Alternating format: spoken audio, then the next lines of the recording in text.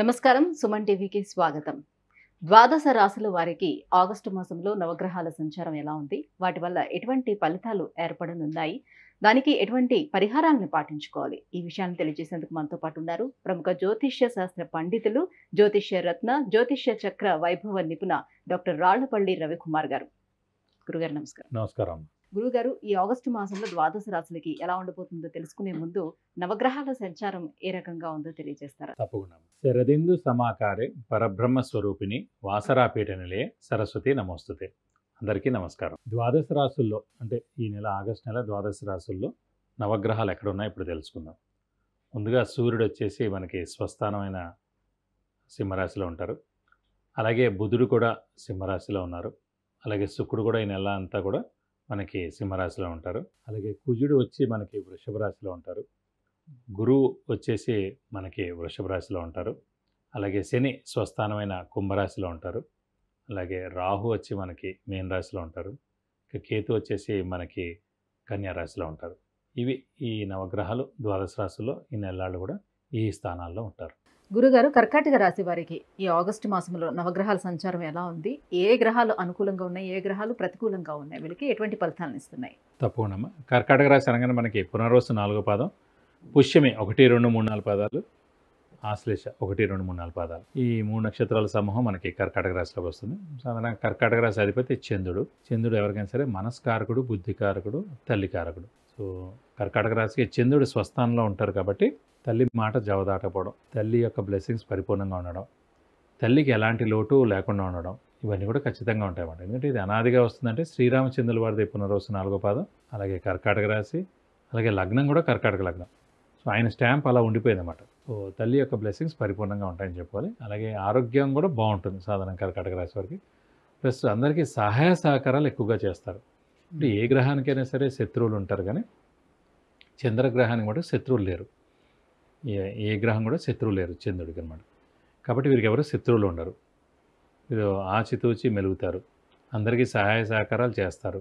అలాగే ప్రస్తుతం మటుకు గురుబలం పరిపూర్ణంగా ఉంది. ఎందుకంటే లాభస్థానంలో గురువు చాలా బాగున్నాడు కాబట్టి లాభాన్ని చేకూరుస్తాడు. అలాగే తృతీయ స్థానంలో కేతు చాలా బాగున్నాడు. భాగ్యస్థానంలో రాహు చాలా బాగున్నాడు. ఒక అష్టమశని నడుస్తుంది. అష్టమశని నడిచినా కూడా చెప్పాను కదండి, చంద్రుడికి ఎవరు శత్రువు లేనట్టు. సో అష్టమశని దోషం నడుస్తున్నా కూడా కారణార్థం వెళ్ళిపోయింది. ఇంకొక ఏడాదే ఉంది, ఇంచుమించుగా 8-9 నెలలే ఉంది.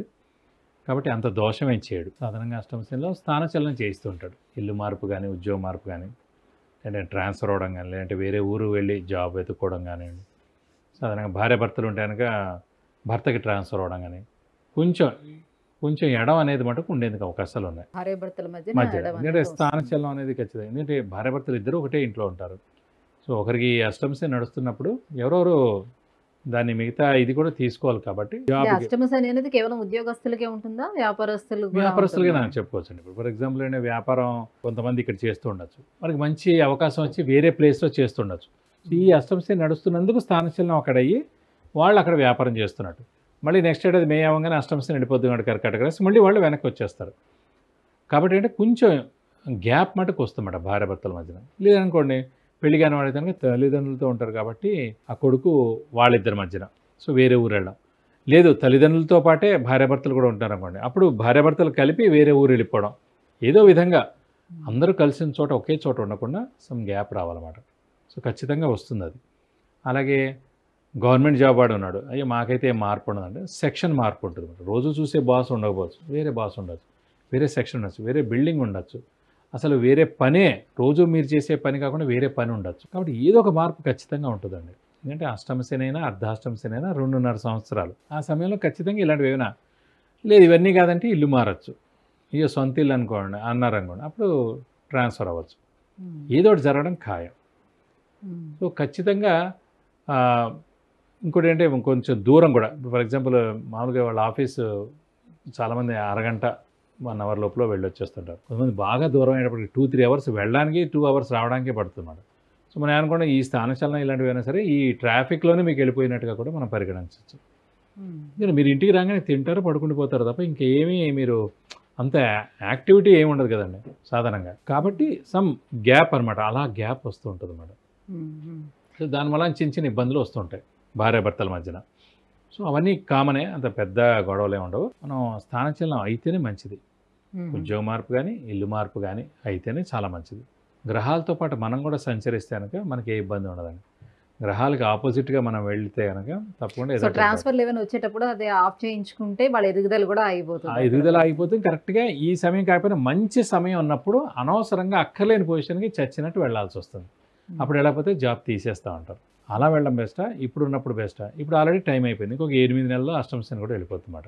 అదే మరి గురుబలం ఎలా ఉంది వీళ్ళకి ఆర్థికంగా ఏ రకంగా గురుబలం ఉంటుంది? లాభస్థానంలో చాలా బాగుంది కాబట్టి మనకి అవివాహితులు వివాహం అవడం, సంతానం లేని వారి సంతానం కలగడం, నిరుద్యోగులు ఉద్యోగం రావడం, ఉద్యోగస్తులు ప్రమోషన్ రావడం, నేమ్ అండ్ ఫేమ్, బాస్ నుంచి మననం, అలాగే మనకి ఫారెన్ టూర్ విజిట్స్ అసైన్మెంట్స్ రావడం, ఇవన్నీ కూడా ఉన్నాయి. వ్యాపారస్తులు కూడా బాగానే ఉంది. అష్టమ శని నడుస్తున్నా కూడా గురుబలం బాగుంది కాబట్టి ధనానికి ఏ ఆర్థికంగా ఇబ్బంది లేదు. బాగుంటుంది. ఆర్థికంగా చాలా బాగుంది. ఎప్పుడైతే ఆర్థికంగా బాగుందో మీకు ఆల్రెడీ మీకు వచ్చే వ్యూస్ కానివ్వండి, ఐడియాస్ కానివ్వండి, మంచి బిజినెస్ ఇవి కానివ్వండి, ఇవన్నీ కూడా చాలా మంచివే వస్తుంటాయి. కాబట్టి జాగ్రత్తగా ఆచితూచి తెలుసుకుంటే సరిపోతుంది. గురుబలం బాగానే ఉంది కాబట్టి ఇప్పుడు ఎవరైనా ఇల్లు కొనుక్కోవాలని ప్రయత్నాలు చేస్తే అవన్నీ గురుబలం బాగున్నప్పుడే మనం గృహం కానీ వాహనం కానీ ఇవన్నీ కూడా తీసుకోవడానికి అవకాశం అండి. కాబట్టి ప్రస్తుతం లాభస్థానంలో ఉన్నాడు కాబట్టి మనం గట్టి ప్రయత్నం చేస్తే తప్పకుండా తీసేందుకు అవకాశం 100% ఉంది. కొంచెం మీ మానవ రాహుకేతుల ప్రయత్నం సంచారం చేయాలి. ఏ రకంగా ఉంది? రాహుకేతులు ఎలాగో తృతీయం మరియు భాగ్యంలో ఉన్నారు కాబట్టి చాలా బాగున్నారు పొజిషన్స్. వాళ్ళకేం ఇబ్బంది లేదు. దోషం వల్ల ఏంటంటే కొంచెం అష్టమ శని దోషమే తప్ప మేజర్గా అయితే ఇంకే దోషాలు లేవండి. సో వచ్చే ఏడాదికి వచ్చేటప్పటికి నా ఎలానో భాగ్యస్థానంలోకి శని కూడా వచ్చేస్తుంది శని కూడా కాబట్టి. వచ్చేస్తారు కాబట్టి అప్పుడు ఇంకా చాలా బాగుంటుంది. ఇంకా అప్పుడు తిరిగే ఉండదు. మరి ఇంకా ఎటువంటి పరిహారాలను పాటించుకోవాల్సిన అవసరం ఉంటుంది? అష్టమ శని నడుస్తుంది కాబట్టి ఖచ్చితంగా ప్రతి శనివారం ఉపవాసం ఉండడం, అలాగే ఆంజనేయ స్వామి మరియు శివుడిని ఎక్కువగా పూజించడం, ప్రతి సోమవారం శివుడి గుడికి వెళ్ళి 40 ప్రదక్షిణాలు చేయడం, అలాగే శివుడు అష్టోత్తరం చదువుకోవడం, అలాగే ప్రతి మంగళవారం లేదా శనివారం ఆంజనేయ స్వామి టెంపుల్కి వెళ్ళి 40 ప్రదక్షిణాలు చేయడం, సింధూరు పూజ, అలాగే తమలపాకుల పూజ, అలాగే వడమాల సమర్పించడం, అలాగే ఆంజనేయ స్వామి గుడి చుట్టూ 40 ప్రదక్షిణాలు చేస్తానికి దోషాలు లాంటివి ఉన్నా కూడా తప్పకుండా తొలగిపోతాయి. ఇది కాకుండా ఇంకా ఉధృతంగా ఉందనిపిస్తే కూడా ఖచ్చితంగా శనికి 19,000 సార్లు జపం చేయించి నల్ల నువ్వులు ఒక 200 గ్రాములు దానం ఇస్తానికి దోషం మొత్తం తొలగిపోతుంది. విద్య, ఉద్యోగం, వ్యాపారం, వాహనం, వివాహం, సంతానం, ఆరోగ్యం, ఐశ్వర్యం వీటన్నిటికి సంబంధించి విషయాన్ని తెలుసుకోవాలనుకుంటే కింద స్క్రోల్ అవుతున్నటువంటి నెంబర్కి వాట్సాప్ చేసి గురువుగారి అపాయింట్మెంట్ను పొందవచ్చు. గురుగారు, కర్కాటక రాశి వారికి ఆగస్టు మాసం ఏ రకంగా ఉండబోతుంది, ఎలాంటి పరిహారాన్ని పాటించుకోవాలి, ఈ విషయం తెలియజేసినందుకు ధన్యవాదాలు. నమస్కారం.